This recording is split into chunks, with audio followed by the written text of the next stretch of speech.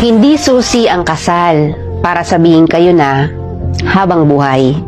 Dahil ang totoo niyan, kahit batas, walang magagawa kung hindi talaga sila itinadhana sa isa't isa.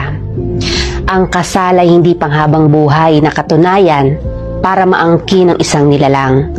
Ito'y isang papel na nagbibigay ng karapatan sa mga taong nagmamahalan na kadalasan sa una lang nararamdaman at kalaunan nauuwi rin sa hiwalayan. Dala ng hindi pagkakaunawaan, hindi porket kinasal ka sa isang tao ay habang buhay mo nang makakasama ito.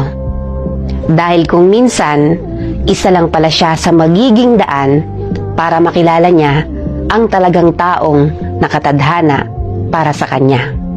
Kinikilala man ng Diyos at batas ang bisa ng kasal, pero iba pa rin ang bisa ng dalawang taong itinadhana talaga. At may real talk tayo dyan. Yung ibang mga nagsasama na, mas naniniwala sa kasabihang kung tayo talaga hanggang dulo, kahit anong mangyari, tayo pa rin.